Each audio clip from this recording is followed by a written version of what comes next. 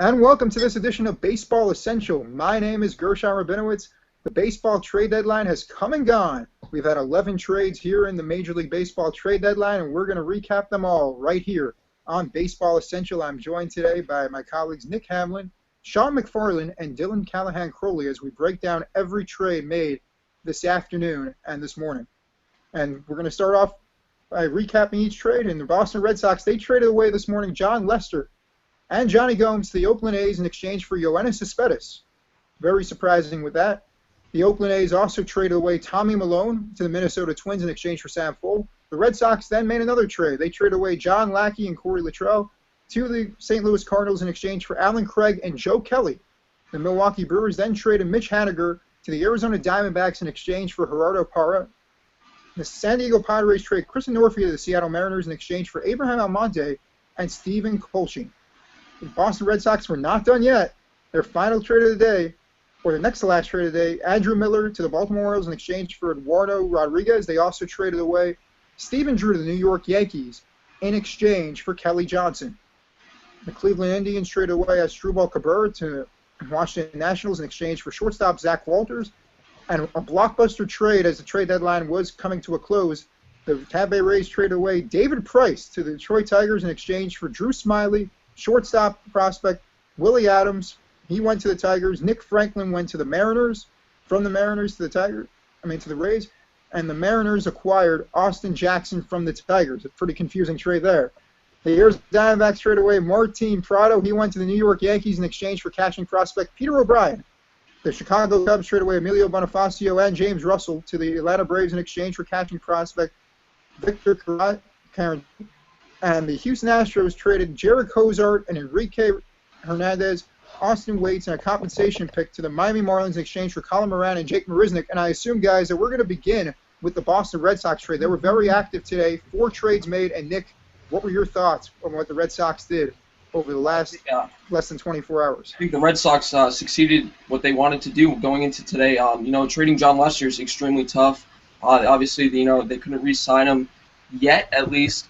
But I think getting Yoenis Cespedes is going to keep people going to the ballpark for the time being. Obviously, the goal is not to win this year, but 2015 they are going to contend. And then I truly believe a lot of you guys on Twitter are kind of arguing with me and saying you disagree, but I believe the Red Sox will re-sign Jon Lester following the 2014 season. He has a very good chance to win the World Series in Oakland this year. Good for him. I hope they do, just for Jon Lester's sake. The man deserves to get paid. The guy has given his heart and soul to Boston, the whole community, and loves it here. And he said himself, you'll have to rip the jersey off his back before he leaves. And it was a tough time if you're a Boston fan, but it's also a great time thinking on the outlook, getting Alan Craig, Joe Kelly. They really did their job of rebuilding, but not rebuilding in a 3-year process, rebuilding so they can contend next year and hopefully go from worst to first again. And Sean, your thoughts? I mean, the Red Sox 4 trades today. Jon Lester, do you think he's going to be coming back to the Red Sox after his contract expires? I really don't think he'll be coming back. I'd like to see him back, but if they're not going to pay him now, I don't think they'll be paying him when they'll have teams like the Yankees, the Mariners, the Dodgers lining up willing to give him $175 million and upwards. But as far as the deals today, I think they did great. Like Nick said, they were rebuilt, but they're not rebuilding in the process where they're going younger. They're rebuilding the way they're rebuilding their team, the lineup, bringing in a power bat in the outfield, bringing in a guy like Craig who can play both right field and first base, and hit above 300 except for this year. He's having a down year. Bringing in a guy like Joe Kelly who had a 2.6-something ERA last year. Again, a down year this year. So I think they bought low on those two, which is good. It's a gamble. Giving up Lackey for them, especially since Lackey now said that he would pitch for the $500,000 next season as opposed to restructuring his deal. But I'm fine with the deal. Miller to the Orioles, I like. Getting Rodriguez. I think he was Baseball America ranked him in the top 60, I believe, preseason. That gives them an amazing system of young pitchers with Henry Owens, Edwin Escobar, Ronaldo, Barnes, Ball. You can go through the list, probably have 10 starting pitchers in their minors that either they can use in the next coming years to add to the rotation or use as a trade bait to go after a starting pitcher who's more established, which they probably should do if they want to contend, because as of now, it's basically Clay Buchholz, Joe Kelly if you want to throw him in the rotation, and then just young kids. Ruby De La Rosa, also Alan Webster, two guys have already been called up. You had Brandon Workman, who's another guy who could help them in the rotation. They got a lot of arms, and I'm surprised the Cardinals really made this deal, because Joe Kelly, he's going to be under team control with the Red Sox through 2019. And Alan Craig, I believe it's from 2017 or 2018. So they're going to have those guys a long time. They completely remade the outfield. One thing we didn't really talk about, Yoenis Cespedes. I mean, that was pretty surprising. None of us really saw that coming. What do you guys think of Yoenis Cespedes, and how will he fit into the Boston equation moving forward? I think Yoenis Cespedes was a great move, but the thing is, I don't see him staying past next season. I don't see them paying the type of money that he's going to demand, and he's already, kind of in his prime. He's not going to really keep growing like they would like him to, I guess you could say.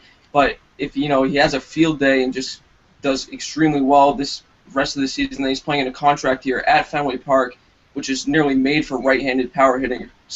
They might be almost forced to keep him. I think he's going to kind of give David Ortiz some life again and give him some protection in that batting order, which is just all positive for the Boston Red Sox organization. So I did not see it coming. I did not think Oakland was going to part ways with them at all. But it makes sense. It really does. And let's take a look at the Oakland A's side of this trade with John Lester. I mean, a lot of people have been confused. There's been mixed reaction about what the Oakland A's are trying to do. John Lester is going to the Oakland A's as a rental. So, which means that he's going to be there for a stretch run. Hopefully they're going to try to win the World Series or get to the World Series, and then he's going to probably leave for free agency. So the Oakland A's are trying to get a five-man rotation, at least have it 6 or 7 deep. Jesse Chavez was in their rotation. He's going to probably be moving to the bullpen. Has never really thrown 200 innings in a season. You have Scott Kazmir in that rotation. You have Samardzija. You have Hamill. They have Sonny Gray, who's in there. So the Oakland A's are pretty much stacked with that starting rotation. So they wanted to have as many pitchers as possible. And Yoenis Cespedes, he's a guy that doesn't get on base much. And you know that the whole cliche with the Oakland A's and with Moneyball, does the guy get on base? Cespedes does not. He has a high WAR, 3 WAR, but great defensively. But he was getting a little bit pricey. He was about $10 million, and it just wasn't going to work out for that ball club. And there was just nothing that they could really do about that. But they also had a couple of high school guys. It just, that they drafted Addison Russell and Billy McKinney. They went in the trade with Jeff Samardzija. The Oakland A's usually don't keep a lot of high school guys either, so they're making a lot of moves that are basically to win now. They have a 2-year window, and they're trying to get a ballpark. They're trying to move. Really, there's not much that they could do. So, Dylan, we haven't really heard much of your thoughts on this trade, on the trade deadline, and what has been going through your mind. What trades have struck you?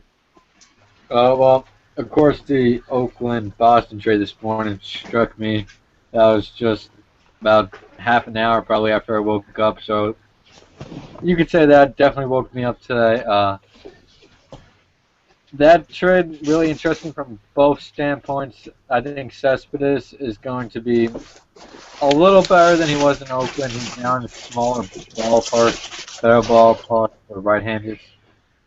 He should be able to do some great things to the Red Sox this season and next season.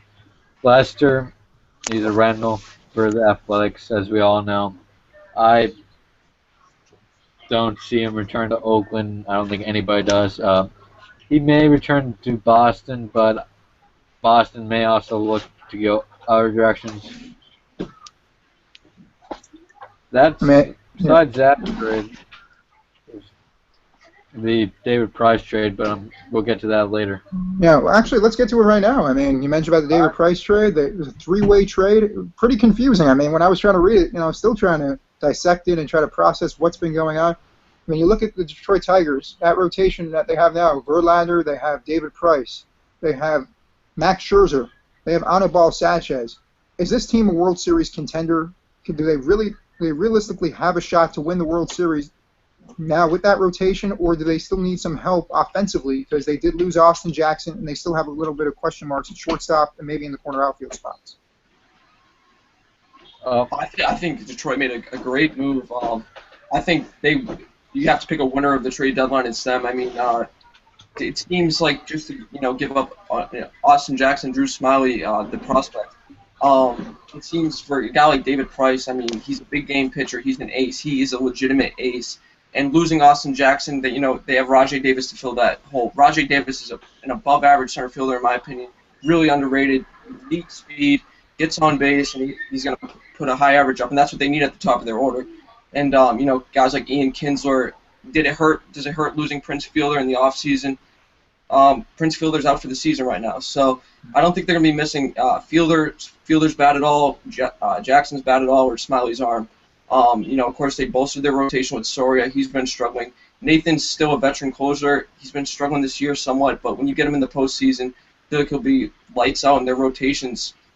One of the best in the major leagues, and Victor Martinez and Miguel Cabrera are scary back to back. They are, but can Eugenio Suarez, who's only been up for a short time, can he keep producing at shortstop? He got off to a fast start, but they really don't have much at shortstop. And now let's also look at the Tampa Bay Rays perspective. The Rays gave away David Price. He was about a year and a half away from free agency. They got Drew Smiley, who they hope could help them in the rotation. He's a major league ready pitcher. They were looking for somebody that was major league ready. They also get Nick Franklin in this deal. Do the Tampa Bay Rays, are they retooling or are they rebuilding?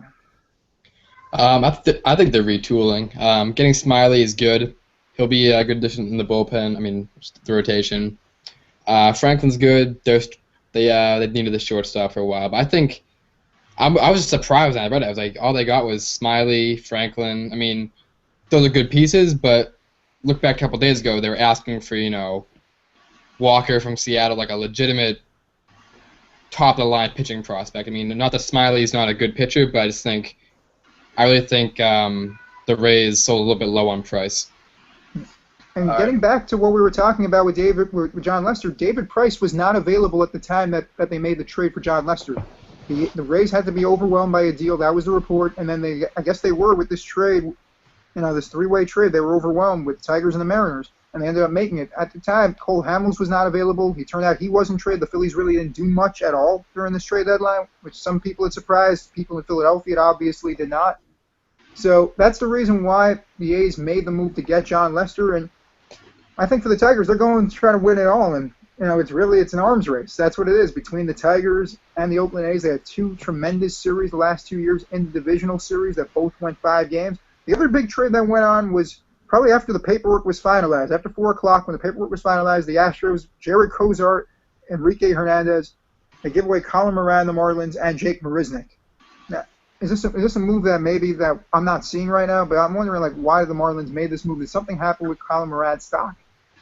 Or do they see something in Jared Cozart that we're not seeing right now early on in his big league career? I'm asking myself. Go. You Go can ahead, go. Bill. You go. I go? Yeah. Yeah, we have a lot of confusion about that. I think a lot of Major League fans, a lot of people around front offices are confused about that trade. So I guess it feels the same sentiment. I'm looking at the stats from High A Jupiter this season. He's batting .294, 5 home runs, 33 RBIs. I mean, they're good numbers. So I'm just trying to figure out why you would trade him for a guy like Cozart, who would be a good pitcher. But I think holding on to Moran for a year or two at least, letting him get to AA, AAA, I think you could see his stock even get a little bit higher, or see him as your future third baseman. I think it's a puzzling move. Did the Jose Fernandez injury have any effect on why they decided to get Cozart because he's under team control? We talked about this with team control with Joe Kelly. Is it the same thing here with Jared Cozart, Nick? I don't see Jared Cozart, being an ace at anything more than maybe a number 3 starter in his career. I think they gave up too much. I'm a big fan of Moran. I think he has the potential to be an Evan Longoria type at the hot corner. And it seemed like I'd understand if the Marlins got Lackey, but I feel like they just gave up way too much for this for Cozart. And if the Marlins are kind of like in an awkward phase, in my opinion, of not rebuilding but not contending. Of course, with Fernandez out, it kind of really hurts. It really hurts them. But they have guys like Cishek, Stanton, of course, Fernandez, and now you kind of add Cozart to the mix. I don't think he really impacts the team at all. But if you waited maybe 2 more years, add Moran to that lineup, maybe as some protection for Stanton in his prime, I really think they would have had something special there, and I think they messed up by trading Moran. And I thought the Marlins had some issues without- offensively. And Dylan, you want to go ahead? Okay, I'm going to continue what I was saying. I mean, I think the Marlins had some issues, especially at second base. They were not getting any production from any of their guys at second base, whether it was Derek Jeter, Ed Lucas, Donovan Solano. Rafael Furcal has done absolutely nothing for them. I thought maybe they might try to get a second baseman. You know, Emilio Bonifacio was out there. He had connections with the Marlins. They didn't make that move. The Cubs ended up trading him to the rival Atlanta Braves with James Russell. So I thought maybe that was something. I thought the Marlins really didn't. I don't think pitching was really a need for them. Branching off, you said they needed a second baseman. I think two teams that needed a second baseman that didn't get one were the two Bay Area teams, the Athletics and the Giants. Of course, the Giants took a chance on Dan Uggla. That hasn't worked out. He hasn't been officially released yet, but from what I'm hearing, it's basically down to his last straw. So why do you guys think they didn't go after a middle infielder? Because both the Giants and the Athletics really needed help, and they're both title contenders, and that could just really put some more pressure on the opposing pitchers if they had that. Yeah, I mean, the Oakland A's, I would say they're content with Eric Sogard. I mean, they had success with him last year. So I wouldn't be surprised, if that was what it was. But, I'm just trying to think about that. With the Giants, remember they lost Marco Scutaro. He's probably not going to be back this year. They used Brandon Hicks. They used a couple other guys. I guess they're going to trust some of their prospects, and just see what they're going to do with that. Dan Uggla, they tried. His name is no longer Dan Uggla, I guess, in the sense where he's hitting home runs, and he just doesn't have any value anymore, so they got rid of him. And I thought maybe they might do something. The Yankees ended up making a move to try to get somebody at second base. They DFA'd Brian Roberts, but they actually traded for Stephen Drew today for Kelly Johnson. So the Yankees, they made a couple of moves there. And do you think that maybe the Yankees, they also got Esmail Rogers today, did the Yankees did they do enough to make a postseason push? They also got Martin Prado as well. Did they do enough to make another run till October? I think they bettered their team for sure, but they did not do enough to contend. If you look at the Tigers are better, the Orioles are better, the Athletics are better. There's no way they will make the World Series unless they catch lightning in a bottle like the Red Sox did last year. But I just don't see it happening. But they did make really good moves considering with what they have. They have a poor farm system. They didn't really give up any top prospects, and they got some decent players. So they did good. Maybe if they can hold on to Prado for a couple years, that might benefit them in the long run. But they will not be title contenders this year. Peter O'Brien was really the only guy that they gave up. I mentioned he was a catcher. He was playing some first base and DHing. He had some terrific numbers in Double-A, and also when he was with short season with Staten Island, he did some good things. But they really didn't give up really that much in the top prospect. I think he was a top 20 prospect. They got Prado, who could play a million positions. We know about the Yankees with all the injuries that they had. So, that was a good move. A lot of people expect them to get a pitcher. They didn't end up really. Esmail Rogers was the guy they picked up to help them with the bullpen. But it's really just been one guy after another shuffling bodies in and out. I don't know if the Yankees have enough. I don't think that they do. I'm wondering, now let's talk about some losers in the trade deadline. We talked about, teams that might not have enough like the Yankees. What teams did you expect maybe to make some moves and they didn't make moves and they didn't better themselves, or they did not make the right moves? The big two for me are definitely Philadelphia and Pittsburgh. I think Philadelphia, talking about Utley, Hamels, you could have moved those guys. You could have gotten a lot for Hamels from a team, like St. Louis, if the Dodgers had been interested in him, or Utley, you could have, those teams that didn't get second baseman like the Giants, who knows, As far as the Pirates go, there's a ton of interest with them and Lester, and then them and Price, and of course they failed to get both of them. I think bringing in, I don't think they needed an ace pitcher. It would have been nice, but bring in another quality pitcher that could be a number 2, 3, 4 guy, help them in the late season push. I think that would have helped them push themselves over the edge in the National League. But now, look at the NL East. I think it's the Braves and Nationals taking the NL East. Look at the NL Central. The Cardinals are going to outpace them, I think, as far as the Pirates go. Another reason that the Cardinals traded away Alan Craig was they wanted to open up a spot for Oscar Taveras, who was a top prospect for them. They want to see what he could do, and maybe he could become the next Cardinal star position player. Right. The Cardinals, they're also a little bit in transition because of the Yadier Molina injury. They signed A.J. Pierzynski last week. They had George Coteras playing some catch with the former Red Sox. they're trying to mix and match some pieces. I'm just a little bit surprised that John Lackey that they ended up making that deal because of what they gave up. I guess that this was the best move for them because they wanted a veteran. They got Justin Masterson yesterday, another former Red Sox. A lot of Red Sox, former and current Red Sox, getting traded. I mean, I guess that's the theme of this deadline. But I mean, I guess that was something that they didn't want to trade away Shelby Miller. They didn't want to trade away Marco Gonzalez or Rob Kaminsky, any of those young pitchers. So I guess that's probably the reason. I don't know if the Cardinals have enough this year. The Pirates are a very formidable team. The Milwaukee Brewers, they really didn't have a lot of holes. The only big move they made was getting Gerardo Parra, and he's going to help with run prevention and getting on base. Did you think the Brewers could have done a little bit more either in the rotation or maybe getting another position player in there to help them in there? I think the Brewers could have done more, but I like what they did for sure. Parra's a way above average fielder and a decent bat, but I kind of understand why they didn't do anything. If it's not broke, don't fix it. And there really wasn't a need to fix anything in Milwaukee. They've been playing good baseball all year, and they're still, contending, and that's what it's all about. But as Sean mentioned, I have the same losers, and that's going to be Philadelphia and Pittsburgh. Mm-hmm. I mean, Pittsburgh, all they needed was a Justin Masterson type of player, and I think they would have been so much better off. And then Philadelphia's front office needs to realize that this is not 2010. This is not 2011. These players are getting old. You need to trade them while they still have some value and while you can maybe get some money off your hands because they are really going nowhere. They are not in rebuilding. They have, Maikel Franco, who's one of their better prospects. That's about it when it comes to rebuilding. They drafted Aaron Nola, who's a good arm out of LSU.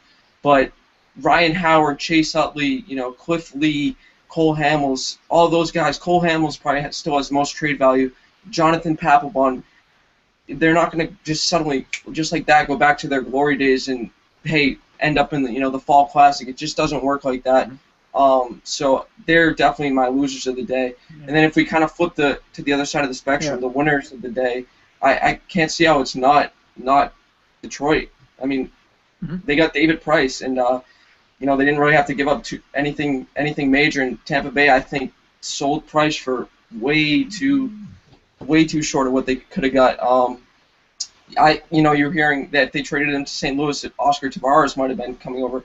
Trade him to the Dodgers, it might have been Corey Seager or Jock Peterson, and they didn't get a big name prospect. I mean, Nick Franklin's nice, but I think Tampa Bay and the two Pennsylvania teams. Yeah. And for me, the two losers for me is actually one of them might be a bit of a surprise. One of them is the same. The Philadelphia Phillies, they did absolutely nothing.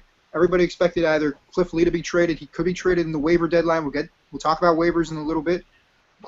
Cole Hamels, a lot of people expected that he could have been traded. A.J. Burnett could have been a guy that could have helped Pittsburgh. Marlon Byrd. Yeah, Marlon Byrd was out there. He didn't go anywhere. There were so many veterans that they could have. Antonio Bastardo was another guy that they could have traded. They didn't trade any of these guys. They held on to all of them. That's what they keep doing. And the Phillies, I don't know what the plan is. I don't know if they just want to grow old with all these guys and they all go into retirement and that's when they'll have to rebuild.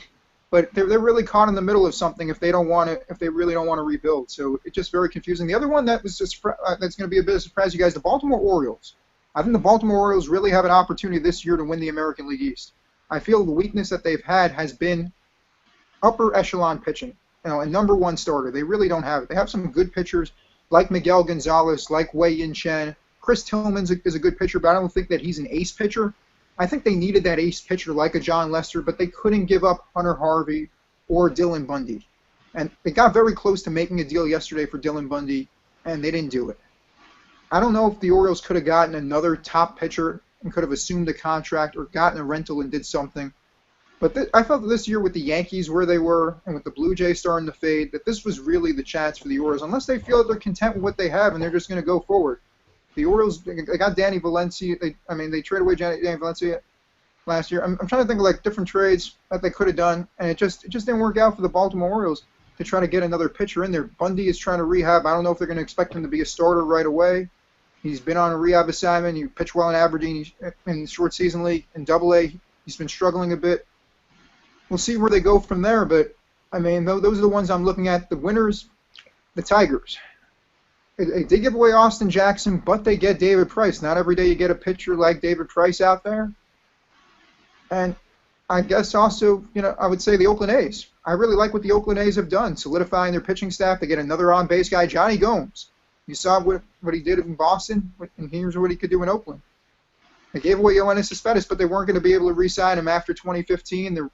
As I mentioned, they want to try to get the ballpark, try to move to San Jose, and they're trying to revitalize that team because this is really their window. So I would say that those are the two teams for me that are the two big winners, would be the Oakland A's and the Detroit Tigers. And now let's transition to what now about trades after the trade deadline. Some people are surprised you can actually do make trades after the trade deadline. There's a waiver period. The waiver period goes up until the end of the season. You can make trades. However, you have to make your postseason roster up by August 31st. The way that waivers work is you put a guy on waivers for 2 days on trade waivers. If he doesn't get claimed by any of the teams, it goes by in reverse order. So if the worst record gets the first crack at the guy, if they don't get picked, that means that you could feel free to trade him like you would before July 31st. If he gets claimed, then he cannot be traded. That means you could pull him off waivers, and then you go through the whole process again. Teams do that if it's a team within the division. Let's say, for instance, the Giants want to get a player, or the Dodgers want to get a player, and the Giants decide, hey, I don't want this guy going to the Dodgers. But they're gonna put in a claim even if they don't want the guy, and then they'll pull him back, whichever team it is. So now I explained waivers. It's a little bit confusing, but which guys do you think will be moved in trade waivers and can have an impact in the postseason or in a pennant race? I think you look at the Red Sox, and I think there'll be big players in the waiver period because you look at their outfield. They got Victorino, Bradley Jr., Cespedes, put Craig out there. Carp is an outfielder. You got Daniel Nava and Brock Hells playing in the outfield. That's 7 guys to 3 spots. So I think the guys like Mike Carp, apparently he requested a trade a few days ago. I could see him going as a utility bench guy to a contending team. A guy like Victorino too. I think you put Craig in right field. Victorino's had a bit of a down season. You could see him leaving in the waiver period to a contending team if they wanted a nice glove in right field and a decent bat in the number 2 spot if they desperately needed that. Right. And Nick, yeah. One name, Marlon Byrd. I mean, I'm not so certain that he's gonna re-sign with Philadelphia, and they're not going anywhere in the right direction. Like I said, they should have traded him today, but I feel like they're going to be really regretting not doing that, and a lot of teams would like Marlon Byrd. Yeah, I think maybe Josh Willingham could be another guy if they can't get Marlon Byrd. I think that he might be out there. He might go through waivers. The Twins have a lot of young outfielders. They might want to give them some chances and maybe free up the DH spot. I could see that. Cliff Lee has a big contract. They might want to try to pass through that. Yeah. That Red Sox-Dodgers trade that basically good point. Worlds for both teams. I mean, you look at that. That was past the trade deadline. So deals like that can happen. So got to stay tuned and really keep your eye out for those. Yeah, and those are usually the trades that usually make or break a playoff run, are usually those trades late in the season. You could actually even make trades in September, but it's kind of foolish because you can't use a guy for the postseason. Right. But you can make trades anytime after that. But people think that, if you don't make a trade right now, your season's worthless. I mean, we mentioned about the Orioles not making a trade right now for a pitcher. They might think maybe in the waiver deadline, maybe try to get a guy in the waiver period, maybe in August, maybe a guy like A.J. Burnett could be out there for them. They had interest in him. He might want to pitch in Maryland. It might be a good fit for them. The Orioles, they do need some pitching, and I think that they're still the best team in the Eastern Division. But, guys, any final thoughts on the trade deadline or anything moving forward in Major League Baseball? I think it's kind of ironic that the A's trade Tommy Milone for Sam Fold, who they previously designated first time and then released and cut. That's doesn't make much sense to me. They should have just kept him in the long run. I think Tommy Milone still has the stuff to be a number 3, potentially even 2 pitcher on the right team, and I feel like they could have got a lot more for Tommy Milone. So Billy Beane, he always has a plan, and I'm not going to question it. You can never question Billy Beane. And with Tommy Milone, that's one thing we didn't really get on. I'll just make my thought on that, and then I'll ask John his final thoughts. Tommy Milone is a strike thrower. He's a guy that throws a lot of strikes, doesn't strike out a lot of batters. The Minnesota Twins love those types of pitchers. They work with them, Ron Gardenhire, Rick Anderson, even going back to Tom Kelly.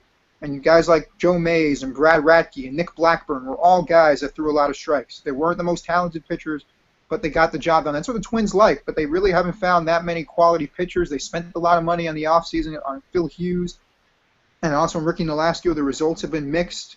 Hasn't been that great. They're just trying to find any arms and trying to restore the luster that was in Minnesota once. And Sean, final thoughts on the trade deadline or anything going on in baseball?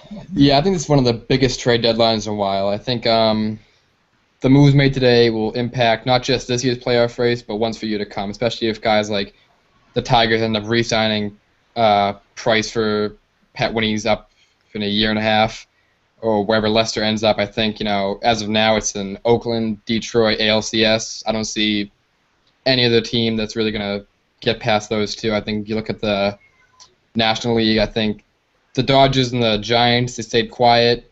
I think it's looking at Dodgers versus whoever, Dodgers versus Pirates, Dodgers versus Cardinals, Dodgers versus Braves. But I think this deadline, the big names that moved around were a lot of teams. The Red Sox are a completely different team, basically. And you look at Tampa Bay selling low on a guy like Price. Is that going to hurt them in the future?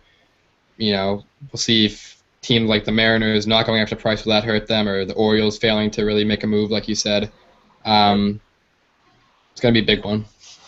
I think, yeah, just kind of going off what Sean said for, one more final thought is it was a really entertaining trade deadline. It was good for baseball. MLB Network did a great job, keeping everyone updated. John Heyman, Ken Rosenthal, John Morosi, those are guys that, you really got to listen to, and they really know what they're talking about. So, I doubt they would ever watch this, but those guys they're great. They made it great. It was a great day for the sport, and an historic trade deadline that will influence baseball for years to come, for sure.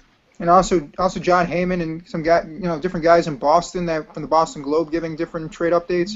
Everybody around the game of baseball, all these insiders that are true baseball insiders, they all did their job, and it was a historic trade deadline, 11 trades. It was just pretty frantic. Kind of reminds me of the NHL. If you ever watch in the NHL what they do on trade deadline day, it goes pretty crazy. And it kind of reminded me of that. But that's going to do it for this edition of Baseball Essential. So if you want to follow Sean McFarland on Twitter, he's available at McFarland_Sean, Nick Hamlin, and Nick Hamlin MLB. And also follow us at Baseball Essential for the latest in Major League Baseball. And for the latest around baseball, at BB Essential. You can follow me personally on Twitter at @Gersh_Essential. And that's going to do it. So for us, I'm Gershon Rabinowitz. Thanks for joining us. Time to say goodbye, and we'll talk to you soon.